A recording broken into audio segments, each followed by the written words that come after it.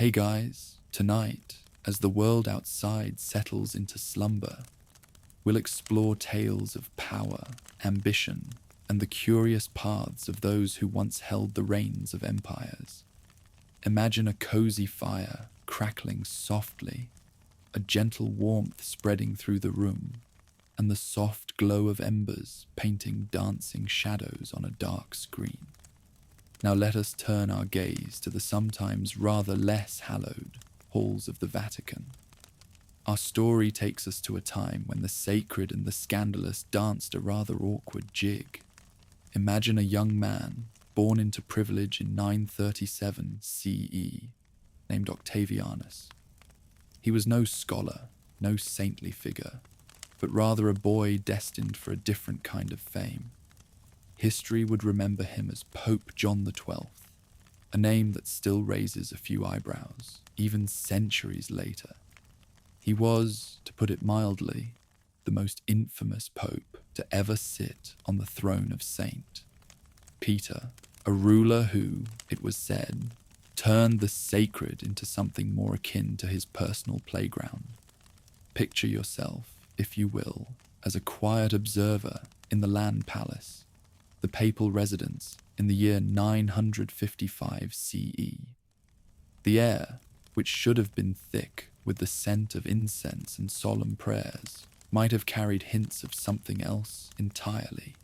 The lingering aroma of wine, perhaps, or the faint echo of laughter that was a little too boisterous for such holy grounds. Octavianus, at the tender age of just 18, was elected Pope, a decision, one might gently suggest, that had more to do with his family's political influence than any deep spiritual calling. A teenager, now the highest religious authority in Christendom, and instead of devotion, the Vatican found itself ruled by a young man whose interests lay, shall we say, rather far from matters of faith. From the moment he ascended, John XII transformed the palace. It became a hub for pleasure seekers, gamblers, and, well, companions of a certain sort. The holy sites of Rome, it was whispered, became backdrops for his indulgences. Some even suggested the Vatican resembled a lively tavern more than a house of God. He abandoned all semblance of papal decorum, replacing it with a rather scandalous debauchery. Rumors swirled of open fornication, even within the sacred halls. Cardinals and bishops, no doubt clutching their rosaries a little tighter, whispered of his many lovers, some even from among nuns and noble women. There were even claims of him defiling holy sites with ritualistic orgies, turning sacred spaces into scenes of unspeakable, if rather energetic, vice. But John XII's peccadillos were not limited to matters of the heart, or perhaps the flesh. He was also accused of simony, a rather unholy practice of selling church offices to the highest bidder, and bribery, using the church's wealth to fund his extravagant lifestyle. He spent more time, it was noted, hunting, feasting, and drinking than attending to his flock. He gambled away sacred treasures, using the church's wealth for personal pleasures. The corruption of the papacy reached such depths that even devout believers could no longer ignore it. Whispers turned into murmurs, murmurs into quiet outcries. The Pope of Rome, it seemed, had become the very embodiment of, well, let's just say, a rather enthusiastic sinner. His debauchery might have been, just might have been, tolerable if he had at least managed the political affairs of the papacy with competence. But alas, he did not. His recklessness extended beyond pleasure. He was, one might gently observe, a bit of a political novice. In a desperate attempt to hold on to his position, he formed an alliance with Otto I, King of Germany, crowning him Holy Roman Emperor in 962 CE. But almost as soon as the crown was placed upon Otto's head, John XII, with a rather surprising lack of foresight, turned against him, plotting against the very man he had elevated. He betrayed Otto, secretly aligning himself with the emperor's enemies. Otto, no fool himself, responded by marching on Rome in 963 CE. He deposed John XII, installing a more suitable pope in his place. But John XII was not so easily removed. The young pope fled into exile, only to return months later at the head of a rebellious force, reclaiming the Vatican through bloodshed and intimidation. His brief return to power was marked by revenge. He mutilated and executed his enemies, punishing those who had dared to stand against him. But his reign of terror would not last long. The story of Pope John XII ends in fitting irony.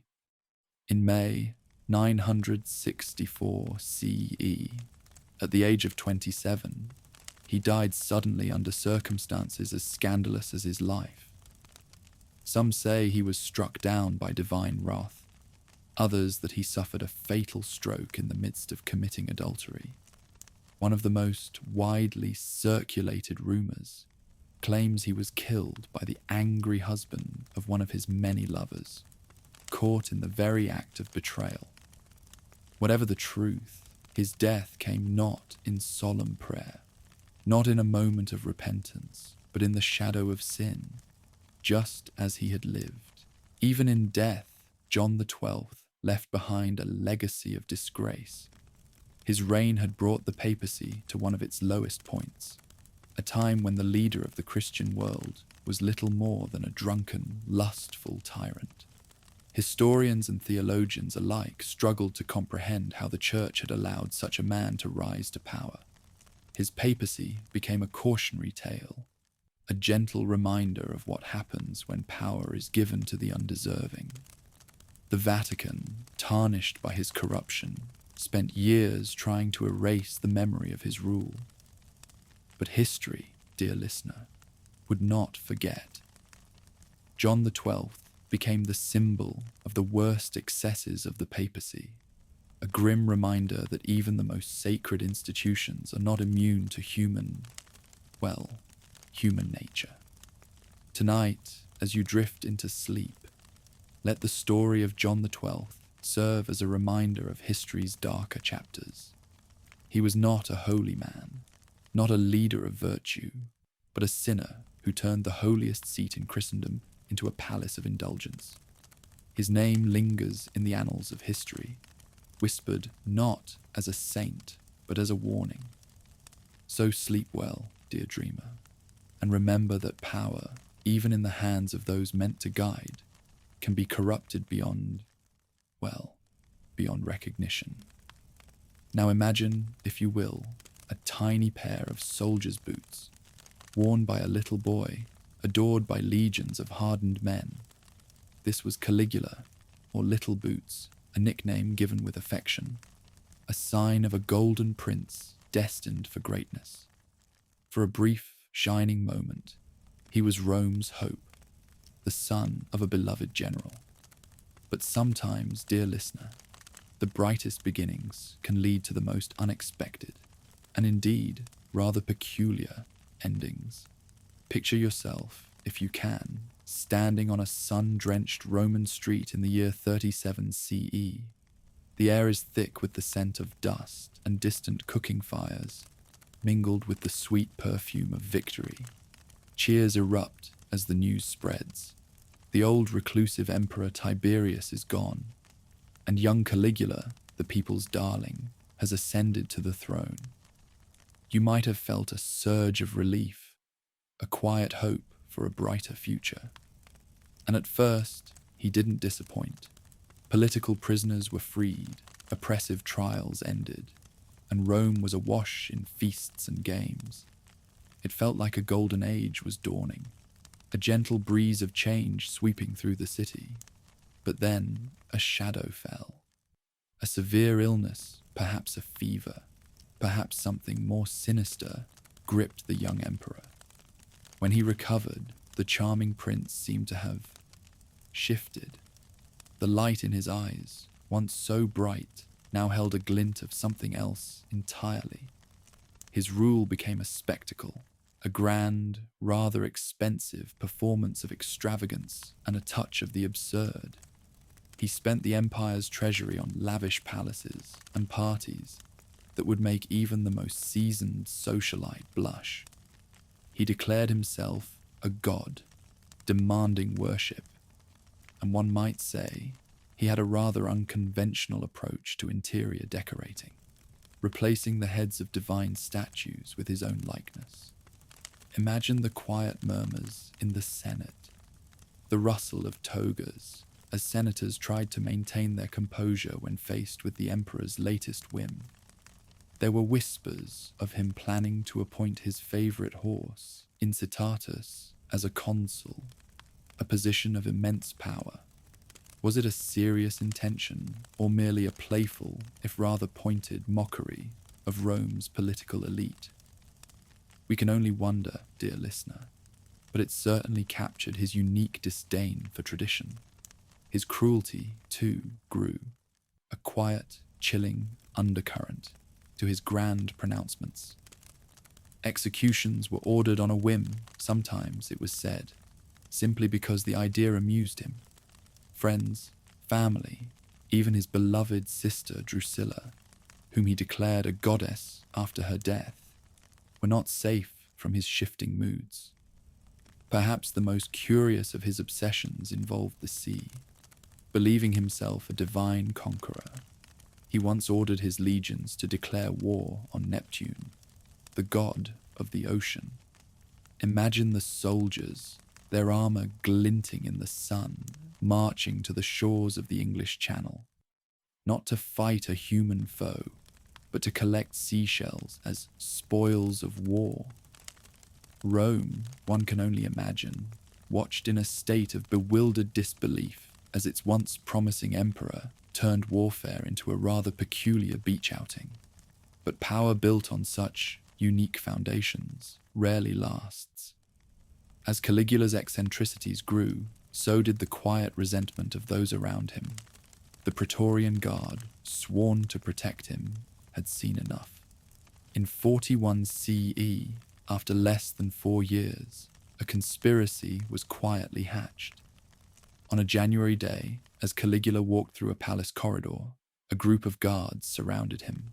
Swords drawn, they struck. The emperor, once worshipped as a god, fell, bleeding, pleading, gasping for air. He was stabbed over 30 times, his body left in the dirt. His wife and young daughter were also executed, ensuring no heir could rise in his name. And so, the reign of Caligula ended.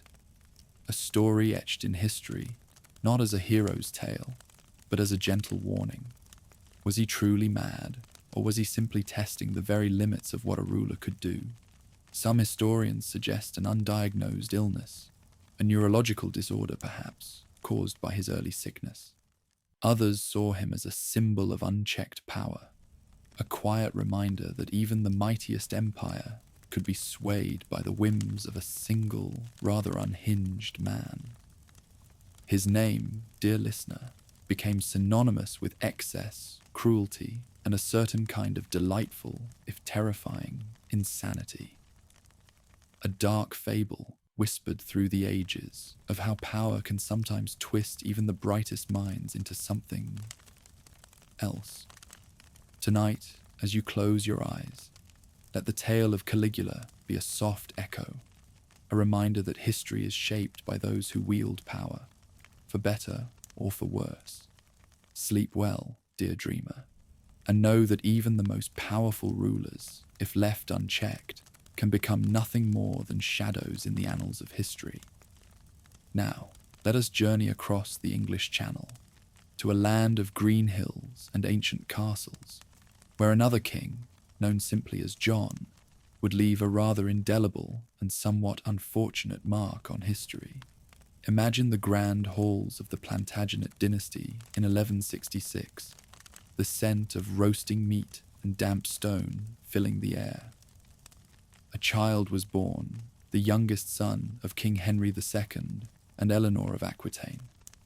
Unlike his older brothers, who were celebrated warriors and noblemen, John would not be remembered for valor or wisdom. Instead, history would know him as King John, the monarch who lost nearly everything: his land, his allies, his people's trust, and, one might gently add, even his own reputation. Picture yourself, if you will, as a quiet observer in the bustling court, perhaps catching a glimpse of young John, often overlooked. His father, King Henry II, had little regard for him, even calling him John Lackland, because, unlike his brothers, he wasn't given territories to rule. His older brothers, Henry the Young King, Richard the Lionheart, and Geoffrey, overshadowed him in every way, leaving John with little to call his own. But John, dear listener, was not without ambition. Though he lacked the military skill of Richard or the charisma of Henry, he was cunning, manipulative, and, one might say, rather determined to secure power, no matter the cost. When his father died in 1189, the throne passed to Richard, the legendary warrior king. But as Richard embarked on his great crusades, John began to scheme. While Richard was away, John made his move, conspiring with Philip II of France to seize the throne, plotting against his own brother. Imagine the hushed whispers in the castle corridors, the rustle of secret letters. But when Richard returned from captivity, John's treachery was exposed. Instead of punishing him severely, Richard showed mercy, a decision that, one might gently suggest, England would later come to regret. When Richard died in 1199, John finally ascended to the throne. But unlike his brother, John lacked the qualities of a great king. He was cruel where Richard was fair, cowardly where Richard was brave, and one might observe, rather incompetent where Richard was strategic. His reign was plagued by failure after failure, setting the stage for a rather dramatic series of unfortunate events. One of John's greatest failures was his disastrous conflict with Philip II of France. John inherited a vast empire, stretching from England to Normandy, Aquitaine, and Anjou. But he lacked the military prowess to defend it. Within a few years, he had lost Normandy, a crushing humiliation that earned him the scorn of his nobles and people alike. His response? More taxes, of course. Desperate to fund his failing wars, John heavily taxed the nobility and commoners alike, pushing England to the brink of revolt. His need for money led him to extort the clergy, steal from barons, and imprison those who opposed him. His rule was one of greed and oppression, earning him enemies at every turn. John's thirst for power was so great that it even extended to his own family. In 1203, his young nephew, Arthur of Brittany, the rightful heir to much of John's French territory, was captured. Arthur had a strong claim to the throne, and many nobles supported him over John. Fearing a challenge to his rule, John ordered Arthur's execution, a crime that horrified even his staunchest supporters. Rumors spread that John had personally murdered Arthur in a drunken rage, throwing his body into the River Seine. Whether he committed the act himself or not, Arthur was never seen again, and John's reputation was permanently stained with the murder of an innocent prince. As John's failures mounted, so did opposition to his rule. His cruel taxation, military disasters, and open corruption pushed the English barons to their breaking point. In 1215, they rose in rebellion, forcing John to the negotiating table at Runnymede. Imagine the tension in the air, the rustle of parchment as John was compelled to sign the Magna Carta, one of the most important documents in history. This charter limited the power of the monarchy and enshrined the idea that kings were not above the law. Though John signed it reluctantly, he had no intention of honoring it. Almost immediately, he sought to break his promises, plunging England into civil war. John's response was as disastrous as ever. He burned towns, destroyed castles, and turned England into a battlefield. He even sought help from foreign mercenaries, hiring Flemish and French soldiers to fight against his own people. But it was too late. His kingdom was crumbling around him. By 1216, John's rule was collapsing. The French had invaded, the barons had turned against him, and England teetered on the edge of ruin. As he fled across the country, a stroke of misfortune sealed his fate. He crossed the Wash, a treacherous marshland, during a storm. As he did, his entire royal treasure, including his crown jewels, was lost to the sea, swallowed by the mud and tide. Broken, sick, and humiliated, John retreated to Newark Castle. There, in October 1216, he succumbed to dysentery, dying in agony, abandoned by his allies and hated by his people. Few mourned the death of King John. His own nobles had turned against him, his people despised him, and his reign had been one of failure, cruelty, and betrayal. But in a strange twist of fate, the very document he had signed in desperation, the Magna Carta, would outlive him and change the world.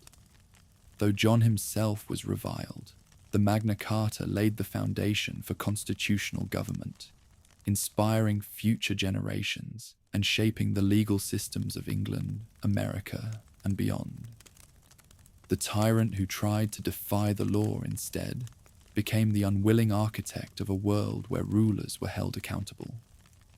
Tonight, as you close your eyes, remember the story of King John, a ruler whose greed, cruelty, and incompetence nearly destroyed his own kingdom. He was a man who murdered his own nephew, lost an empire, betrayed his people, and died despised by all. But his failure in the end led to something greater, the birth of a system where kings could no longer rule unchecked. So sleep well, dear dreamer, and know that even the worst rulers can leave behind lessons that shape the future.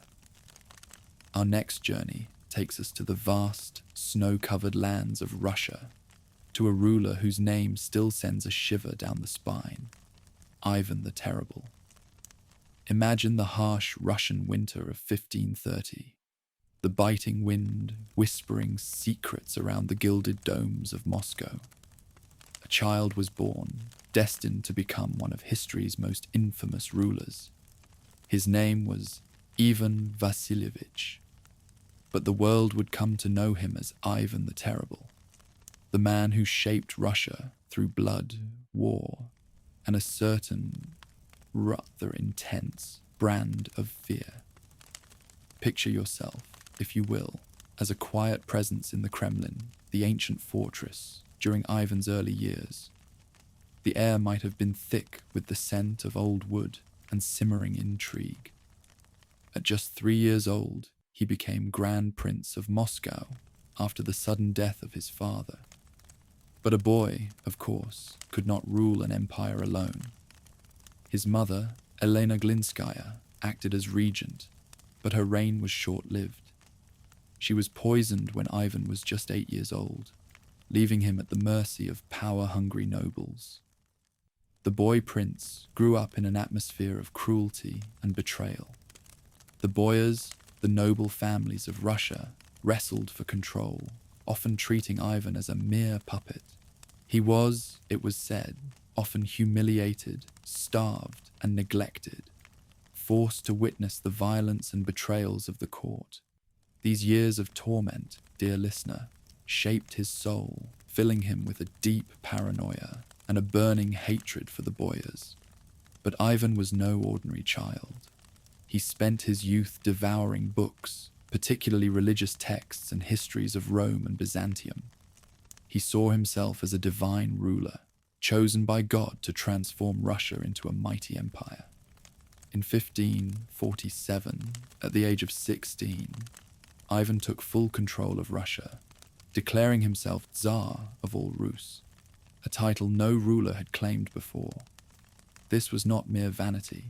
By calling himself Tsar, he placed himself above the boyars, ruling not by their will, but by divine right. His early reign was, surprisingly, quite promising. Ivan introduced legal reforms, strengthened the military, and created a standing army known as the Streltsy. He also modernized Russia's administration, reducing the power of corrupt noble families and centralizing control. He expanded Russia's borders, conquering the Tatar Khanates of Kazan and Astrakhan, securing vast new territories and access to the Caspian Sea. But beneath this mask of progress, Ivan's demons, one might say, quietly festered. His paranoia deepened, his cruelty grew, and his reign turned darker with each passing year. In 1560, tragedy struck. Anastasia Romanovna, Ivan's beloved wife and stabilizing force, died suddenly, likely poisoned by the boyars. Devastated, Ivan fell into a spiral of grief and madness. He became convinced that his nobles were conspiring against him, and his trust in anyone shattered. With a quiet fire in his heart and vengeance in his mind, Ivan unleashed his wrath. In 1565, he created the Oprichnina, a state within a state, ruled by his personal army, the dreaded Oprichniki. Imagine them dressed in black, riding black horses, bearing the rather unsettling insignia of a dog's head and a broom, symbols, they said, of sniffing out traitors and sweeping away enemies. These men became the instruments of Ivan's terror. What followed was a reign of brutality and bloodshed.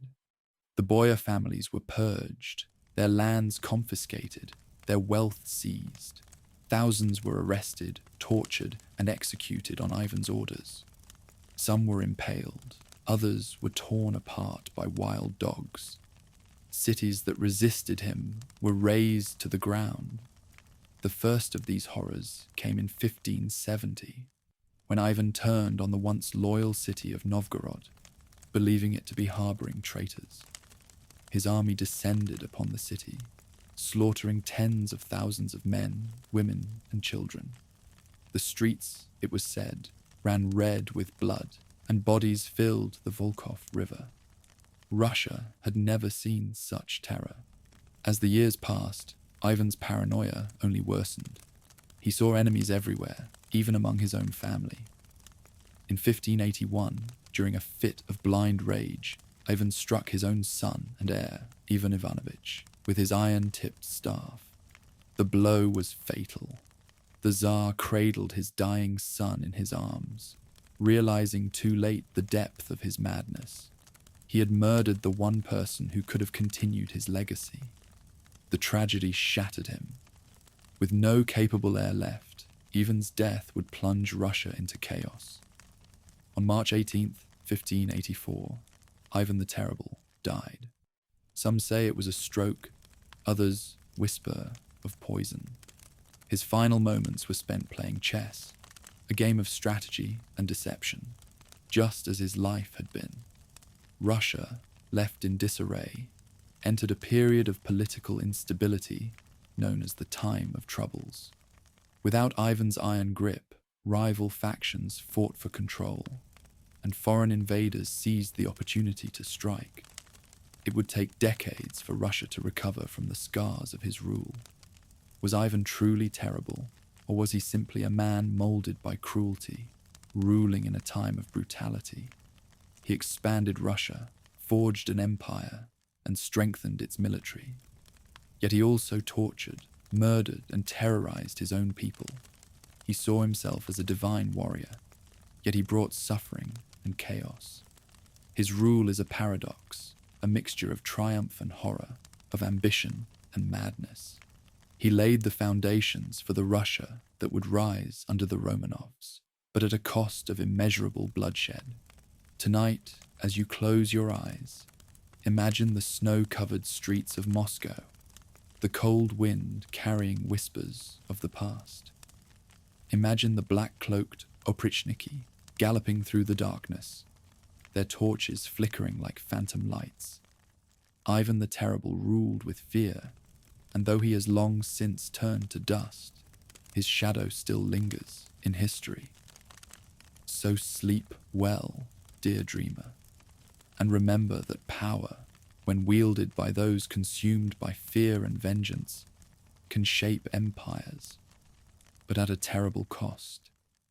Our next story takes us back to England, to a king who, despite a promising start, would ultimately lose his throne and his reputation. Imagine a cool spring day in 1367, in the towering halls of Bordeaux, the air perhaps carrying the scent of distant vineyards.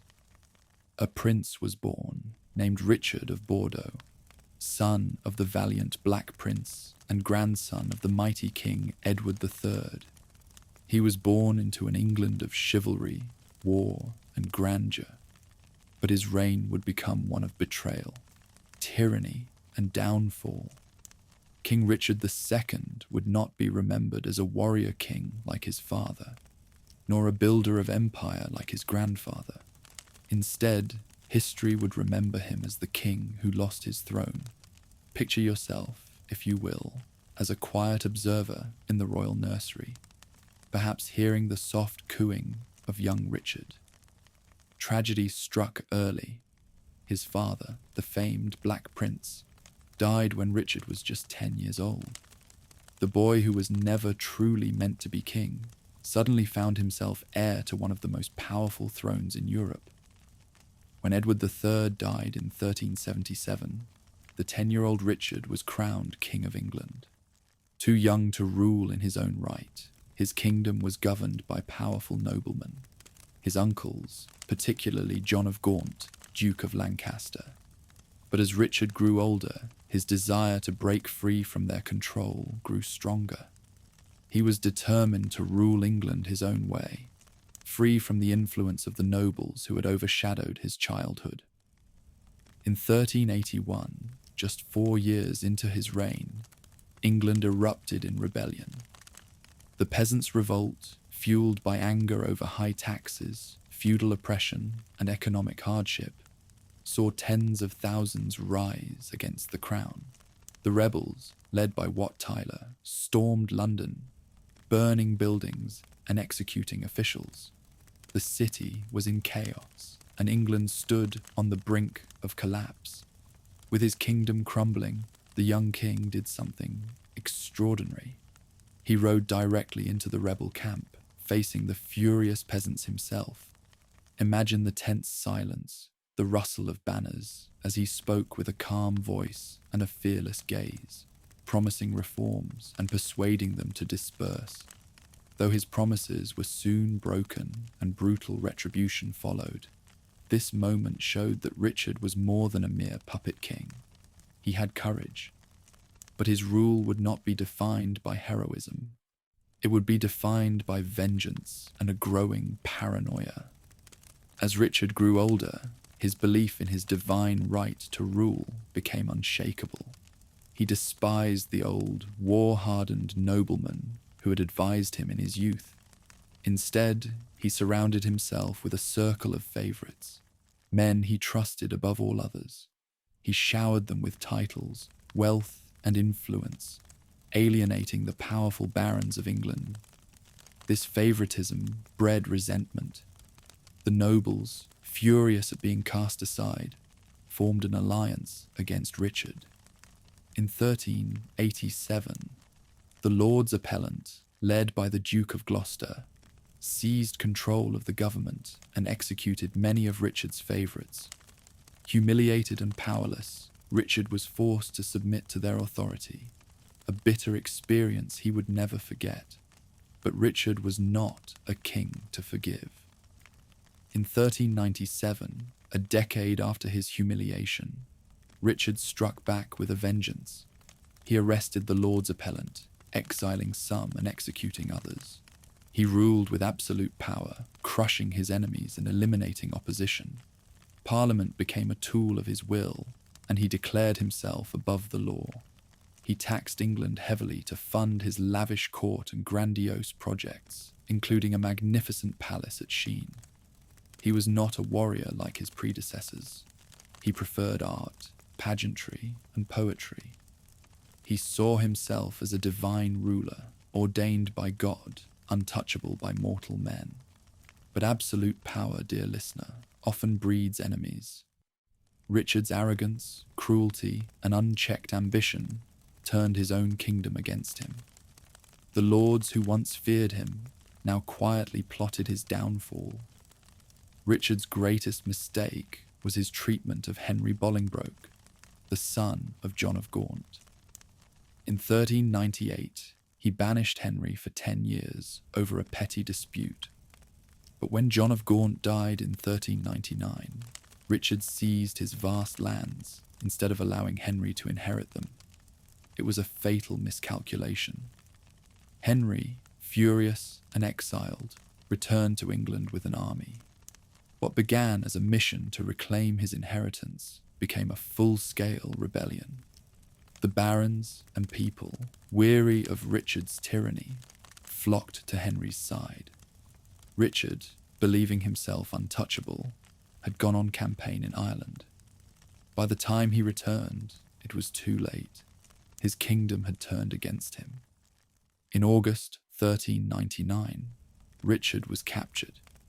He was imprisoned in the Tower of London, humiliated and alone. In September, he was forced to abdicate, signing away his crown to Henry Bolingbroke, who became King Henry IV. Richard was moved to Pontefract Castle, a cold, lonely prison. His final months remained shrouded in mystery. Some say he starved to death, others that he was murdered on Henry's orders. In February 1400, the deposed king was dead. His body was quietly buried, his reign nothing more than a warning, a tale of a king who ruled by vanity, favoritism, and vengeance, only to be undone by his own arrogance. Though his reign ended in disgrace, Richard's story did not vanish from history. Shakespeare immortalized him in his play, Richard II, portraying him as a tragic king, a man who lost everything because he believed he was untouchable. His fall marked the end of the Plantagenet dynasty's unshakable rule and set England on a path toward the Wars of the Roses, as noble houses fought for control of the throne. Tonight, as you drift into sleep, imagine the halls of Westminster, the golden throne standing empty, the echoes of a king who once believed he was invincible. Richard II was a ruler who sought beauty over battle, poetry over politics, and power without limits. But in the end, even a king must answer to his people. So sleep well, dear dreamer, and remember that those who rule without wisdom may find themselves waking in a prison, their crown forever lost. Our next tale takes us to a cold December night in 1542, in the grand halls of Linlithgow Palace, Scotland. Imagine the chill in the air, the flickering candlelight, as a baby girl was born, destined to wear 2 crowns. Her name was Mary Stuart, and from the moment she took her first breath, her life was marked by power, ambition, and a certain kind of inescapable tragedy. History would remember her as Mary, Queen of Scots, the queen who lost everything, not in battle, but in a complex game of thrones played with ink, betrayal, and the cold glint of steel. Picture yourself, if you will, as a quiet witness to her earliest days. Fate struck swiftly. Just 6 days after Mary's birth, her father, King James V of Scotland, died from illness, leaving his infant daughter as the Queen of Scotland. She was too young to understand her crown, too small to defend it. Scotland, a land of feuding clans and constant warfare, was now ruled by a baby queen, and danger lurked in every shadow. To protect her from the ambitions of England's King Henry VIII, who sought to force a marriage between Mary and his son Edward, she was whisked away to France at the age of 5. There, in the glittering court of King Henry II, she was raised as a princess of refinement, betrothed to the young French Dauphin, Francis. At 16, Mary married Francis, and within a year she was Queen of France. The young couple ruled briefly, but happiness was fleeting. Francis died suddenly in 1560, leaving Mary a widow at just 18. Without a place in the French court and with her homeland calling, she returned to Scotland, determined to reclaim her birthright. But Scotland was no longer the land she had left as a child. It was divided between Catholics and Protestants, nobles who sought power for themselves, and the ever-looming shadow of her cousin, Queen Elizabeth I of England. Mary, a Catholic queen in a Protestant kingdom, was, one might say, a ruler rather out of place. Mary's reign was filled with conflict, but her greatest mistake was her choice in husbands. Seeking a strong consort, she married her cousin, Henry Stuart, Lord Darnley, a handsome but alas, rather arrogant nobleman. At first it seemed a perfect match, but Darnley soon became a drunk, a liar, and a jealous tyrant. His paranoia reached its peak in 1566, when he and a group of nobles murdered Mary's secretary, David Rizzio, in front of her while she was pregnant. The once promising marriage crumbled into hatred, and Mary soon found herself entangled in a dark conspiracy. In 1567, Darnley was found murdered, his body lying in the gardens of Kirkerfield after his house had been blown up. The chief suspect, Mary's new favourite, the ambitious and dangerous James Hepburn, Earl of Bothwell. Within weeks, Mary married Bothwell, a move that scandalised Scotland.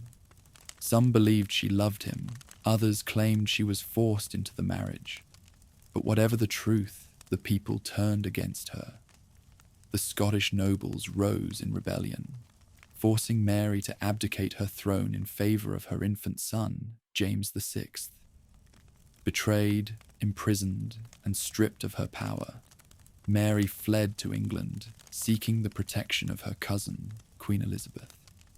But Elizabeth, ever wary of rivals, saw Mary not as a guest, but as a threat. For 19 years, Mary was a prisoner in England, moving from castle to castle, a queen in name only. She wrote letters, plotted escapes, and tried to rally support. But with each passing year, her hope faded, and Elizabeth's patience wore thin. In 1586, Mary was implicated in the Babington Plot, a conspiracy to assassinate Elizabeth and place Mary on the English throne. Whether she was truly involved, or merely a pawn in a larger game, it did not matter. Elizabeth signed her death warrant. On February 8th, 1587, in the cold halls of Fotheringhay Castle, Mary faced her fate. Dressed in deep red, the colour of Catholic martyrdom, she climbed the scaffold, composed and regal.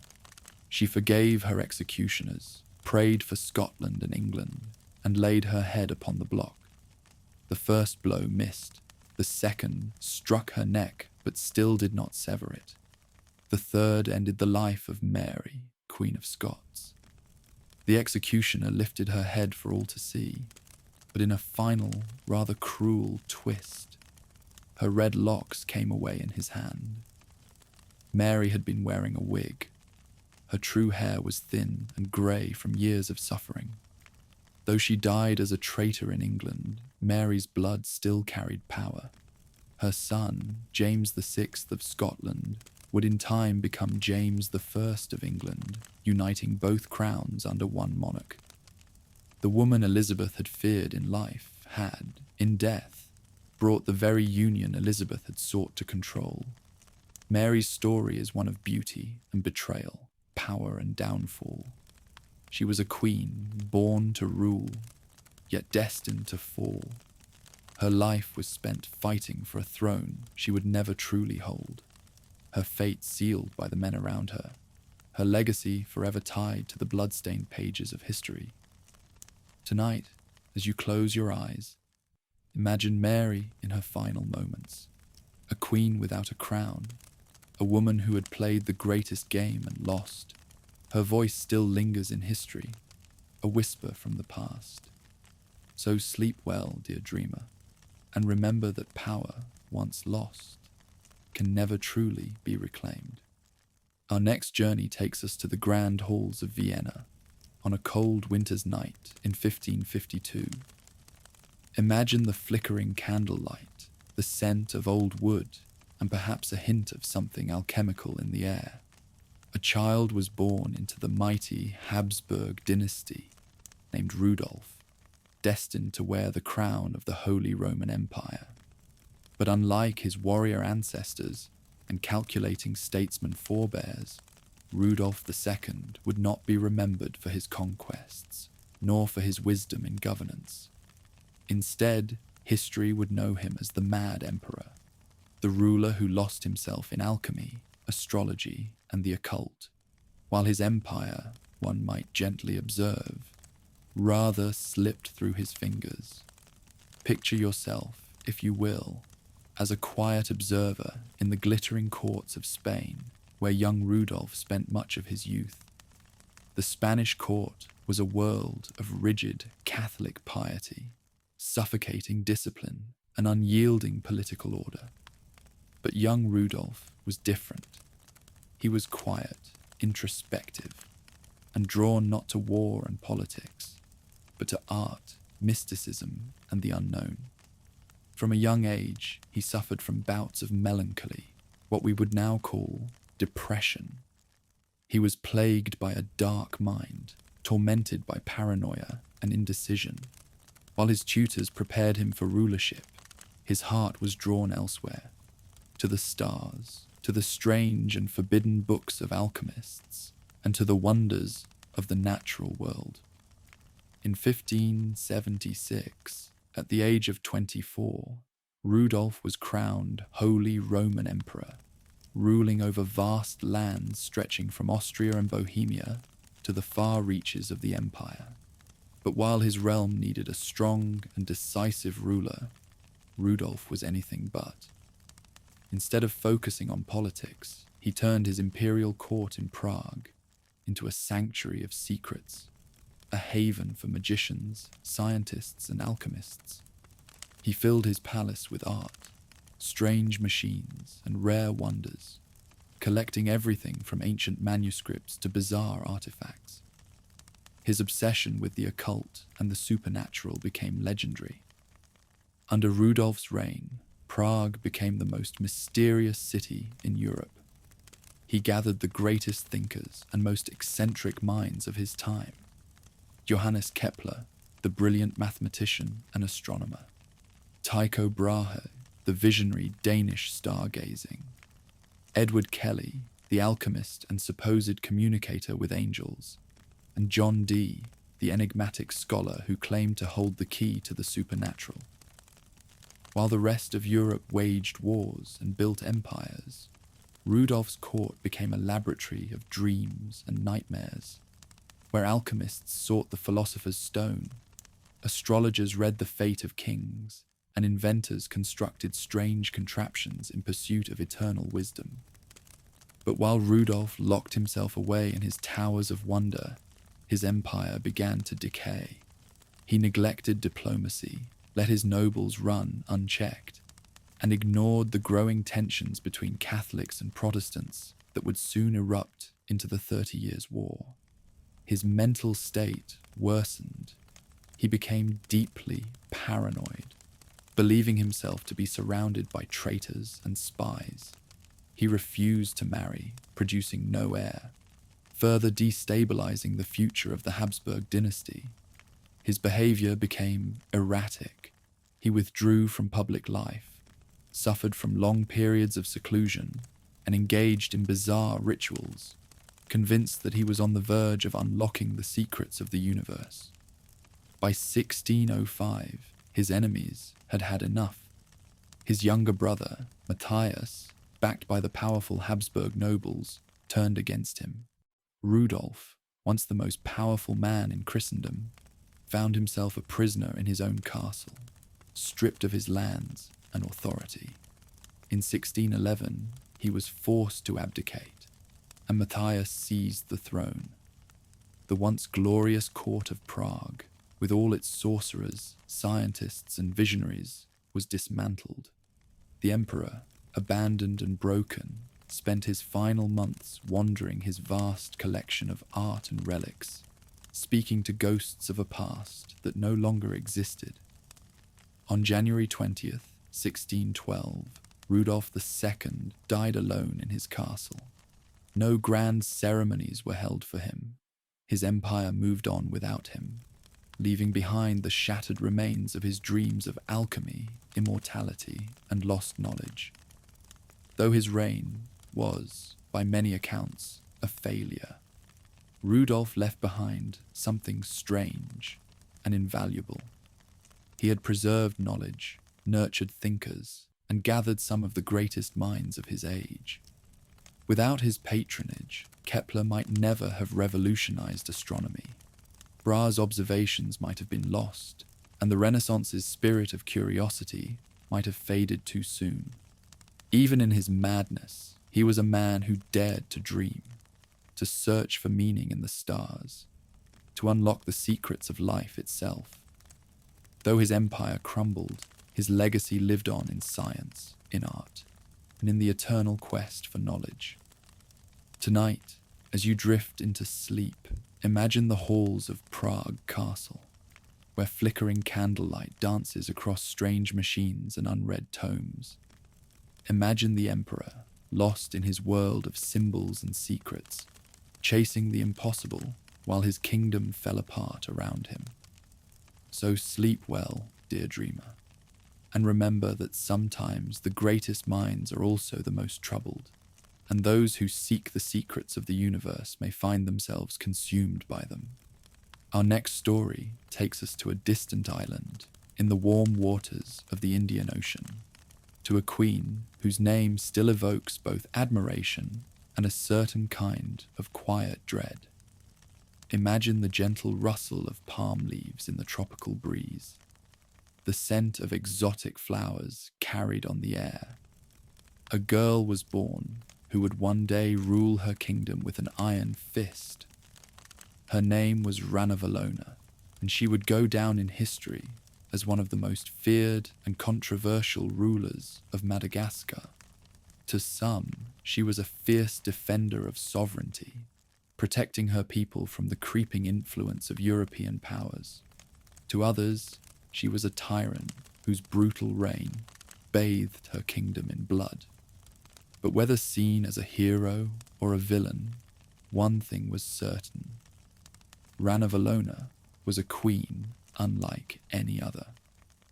Picture yourself, if you will, as a quiet observer in the royal household, perhaps catching a glimpse of young Ranavalona, a commoner's daughter. She was not born into royalty, but her father had helped uncover a plot against the ruling king Andrian Ampoinimerina, the great unifier of Madagascar. In gratitude, the king adopted Ranavalona into the royal household and arranged for her to marry his son, Radama, the future king of Madagascar. Radama became King Radama I in 1810, and under his rule, Madagascar opened its doors to European influences. Christian missionaries arrived, schools were built, and new trade agreements flourished. But not everyone in the kingdom welcomed these changes. Among the dissenters was Radama's own wife, Ranavalona, who saw the foreigners not as allies, but as, one might say, rather persistent invaders. When Radama died in 1828, a power struggle erupted. By tradition, the throne should have passed to one of Radama's nephews, but Ranavalona had other plans. With the support of powerful military leaders, She seized the throne before her rivals could react. Those who opposed her were swiftly executed. The commoner's daughter had become Queen Ranavalona I. Ranavalona wasted no time in reversing her late husband's policies. She expelled Christian missionaries, outlawed European customs, and banned the teaching of foreign languages. She saw Christianity as a tool of colonialism, a threat to her power and to the traditions of Madagascar. Her rule became infamously brutal. Any suspected traitors, Christian converts, or political enemies were subjected to the cruel Tangina ordeal, a deadly trial by poison. Imagine the tension, the quiet fear, as individuals were forced to ingest a poisonous plant. Those who survived were declared innocent. Those who perished were deemed guilty. Justice, in the Queen's eyes, was as simple as that. Entire communities were massacred for defying her rule. Tens of thousands were killed in purges, while countless others died from forced labor, building fortresses and roads at the Queen's command. Ranavalona's reign became a time of fear, where loyalty was bought with blood and suspicion could mean death. Despite her cruelty, Ranavalona was a master strategist. She successfully kept European powers at bay at a time when much of Africa was falling under colonial rule. The French and the British attempted to overthrow her, but she outmaneuvered them time and again. In 1845, the French and British navies launched an attack on Madagascar, determined to end her rule, but Ranavalona was prepared.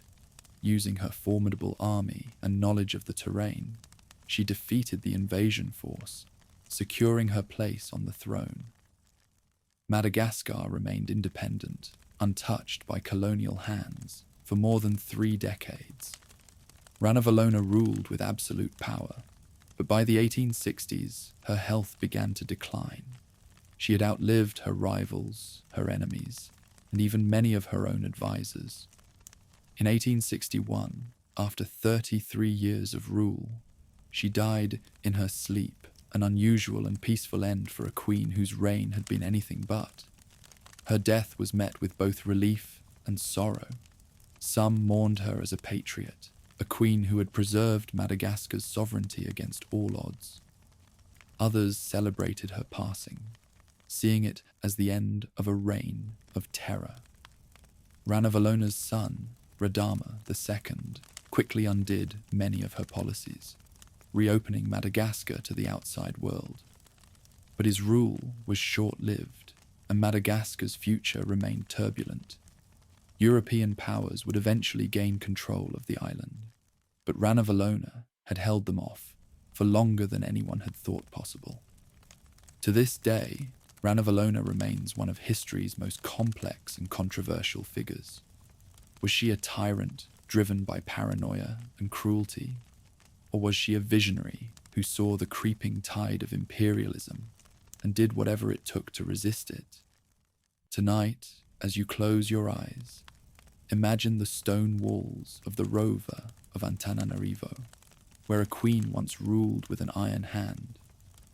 Imagine the flickering torches of her palace, where loyalty and betrayal were separated by the thinnest thread.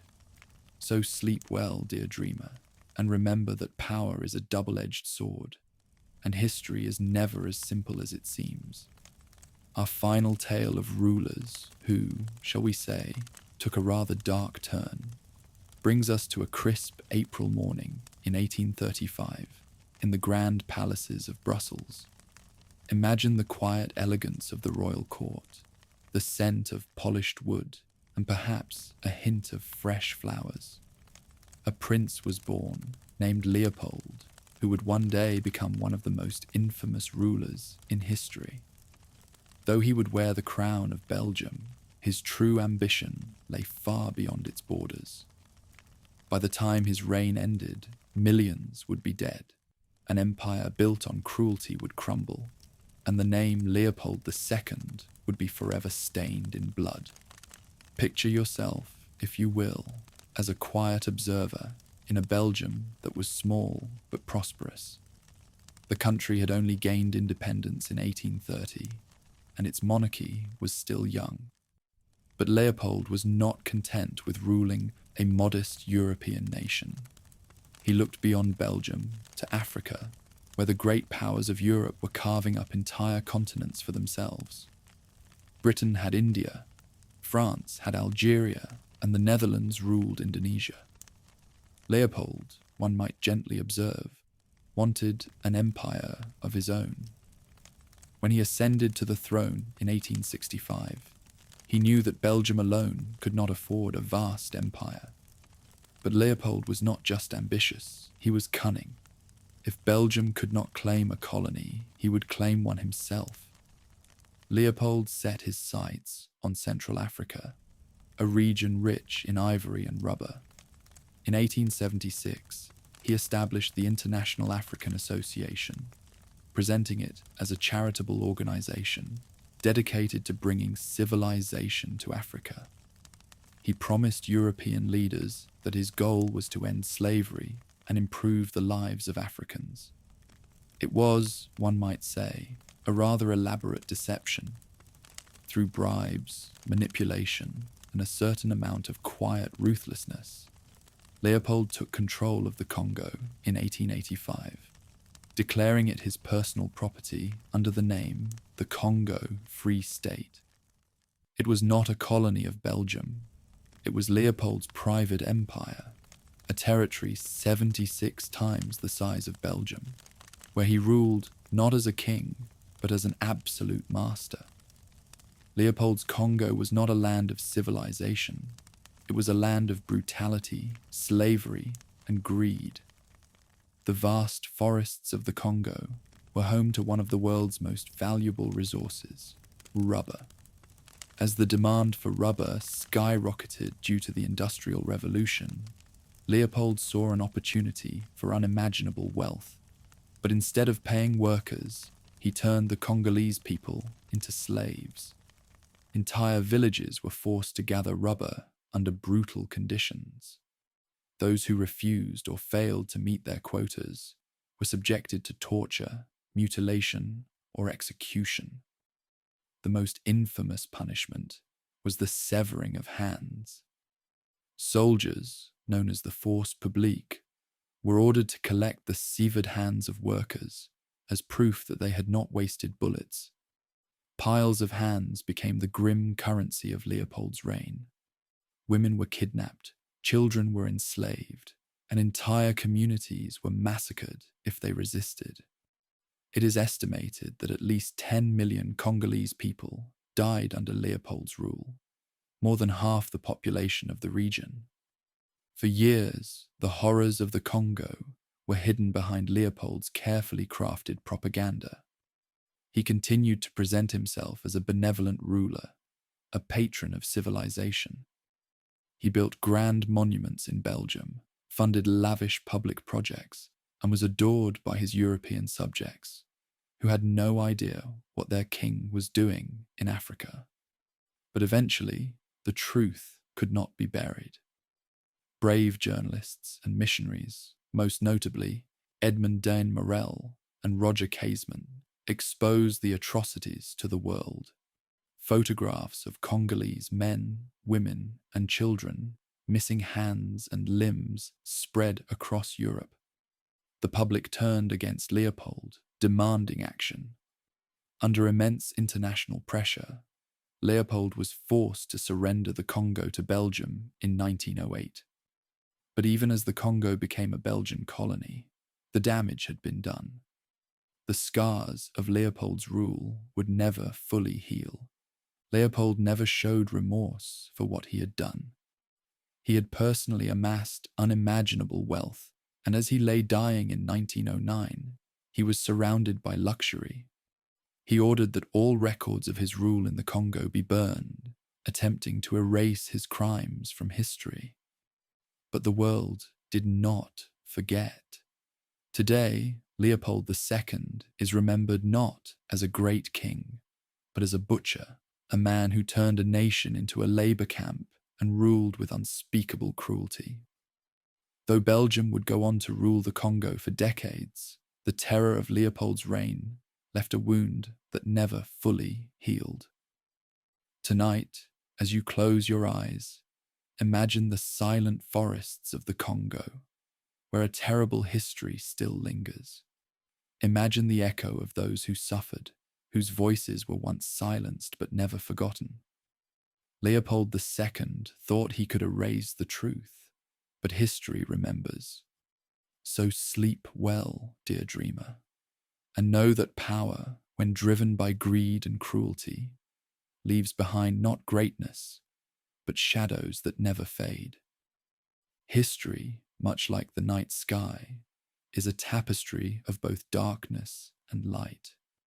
We've wandered through the shadows cast by some of the world's most challenging rulers, men and women who ruled with cruelty, greed, and at times a touch of folly. But fear not, dear dreamer, for even the longest night must give way to dawn. Now let us drift toward a different kind of story, one where wisdom, courage, and justice shaped the world. Rest easy as we journey into the lives of some of the greatest rulers, leaders who lit the way, left legacies of hope, and proved that power, when wielded wisely, can change the world for the better. Our journey now takes us to the ancient world, to a figure whose name still resonates with the sound of thundering hooves and the clash of empires, Alexander the Great. Tonight, let us journey through the life and legacy of Alexander, the ruler who dared to dream beyond horizons and conquer the known world. His story is one of ambition, courage, and brilliance, a tale of an extraordinary man whose vision shaped the course of history. Close your eyes and step into a world where empires rise and fall, where legends are born, and where the echo of greatness still resonates through time. Picture yourself, if you will, in the ancient capital of Macedonia, Pella, in 356 BC. The air might have been filled with the scent of olive groves and distant military drills. Alexander was born to King Philip II, a brilliant military leader who united the Greek city-states under Macedonian rule, and Queen Olympias, a powerful and passionate woman who believed Alexander was destined for greatness. She told him that his lineage traced back to Achilles, the legendary hero of the Trojan War. From an early age, Alexander displayed remarkable intelligence, courage, and ambition. At the age of 13, he was tutored by Aristotle, one of the greatest philosophers of all time. Under Aristotle's guidance, Alexander developed a love for philosophy, science, and literature. Yet his heart burned with the desire for glory and conquest. At just 16 years old, Alexander commanded his first military campaign, crushing a rebellion and founding his first city, Alexandropolis. His father proudly declared, "My boy, you must find a kingdom large enough for your ambitions. Macedonia is too small for you." And indeed, Alexander's ambitions would reach far beyond Macedonia's borders. In 336 BC, King Philip II was assassinated, and 20-year-old Alexander ascended to the throne. To secure his rule, he swiftly eliminated all rivals, demonstrating both cunning and resolve. With Greece under his control, Alexander turned his gaze eastward, toward the mighty Persian Empire. Before setting out, he visited the Oracle of Delphi, seeking guidance. According to legend, the priestess declared, "My son, you are invincible." Armed with divine prophecy and unmatched confidence, Alexander set forth on his epic journey of conquest. Alexander's campaign against Persia was nothing short of extraordinary. In 334 BC, he crossed the Hellespont into Asia Minor with a powerful army of Macedonians and Greeks. At the Battle of Granicus, his forces achieved a decisive victory, opening the gateway to Asia. His most famous battle came in 331 BC at Gaugamela, where he faced the Persian king Darius III. Vastly outnumbered, Alexander employed brilliant tactics and led a daring cavalry charge that shattered the Persian lines. Darius fled, and Alexander was crowned king of Asia. After the battle, he entered Babylon in triumph, celebrated as a liberator. He continued to conquer the great Persian cities of Susa and Persepolis, amassing immense wealth. At Persepolis, he famously burned the royal palace, symbolizing the end of Persian dominance. In 332 BC, Alexander marched into Egypt, where he was welcomed as a liberator from Persian rule. At the ancient city of Memphis, he was crowned pharaoh, the divine ruler of Egypt. To honor his godlike status, he visited the oracle of Siwa in the Libyan desert. According to legend, the oracle proclaimed him the son of Zeus Ammon, the chief god. This divine endorsement further solidified his authority. Inspired by his vision of a united empire, Alexander founded the city of Alexandria on the Mediterranean coast, a city destined to become a center of knowledge and culture. Alexander continued his campaign eastward, crossing the mighty Hindu Kush into India in 326 BC. At the Battle of the Hydaspes River, he faced King Porus and his formidable war elephants. It was one of his hardest fought battles, but he emerged victorious. Impressed by Porus's bravery, he made Porus an ally, showing his respect for worthy adversaries. Yet, at the edge of the world, his men grew weary. After years of relentless campaigning, they refused to march further. Reluctantly, Alexander agreed to return home, leading his army through the harsh deserts of Gedrosia, where many perished from thirst and exhaustion. In 323 BC, at the age of 32, Alexander fell ill in Babylon. Some say it was a fever, others believe it was poison. On his deathbed, his generals asked him, "To whom do you leave your empire?" He replied, "To the strongest." With these words, he passed into legend. His death left a vast empire without a ruler, leading to decades of conflict known as the Wars of the Diadochi. His generals carved the empire into kingdoms, but Alexander's legacy endured. Alexander the Great changed the world more profoundly than any conqueror before him. He spread Greek culture across 3 continents, from Egypt to India, creating the Hellenistic civilization that blended Greek, Persian, Egyptian, and Indian influences. His city, Alexandria, became a beacon of learning, home to the legendary Library of Alexandria. He inspired countless leaders, from Julius Caesar to Napoleon, who sought to emulate his conquests. His legend grew with each generation, immortalized as the greatest general in history. As our journey through Alexander's world comes to an end, take one last look at the man who dared to conquer the earth. He once said, "There is nothing impossible to him who will try." His legacy is not merely in the lands he ruled, but in the dreams he inspired. Tonight, let the spirit of Alexander the Great guide your dreams, filling them with courage, ambition, and the endless pursuit of greatness.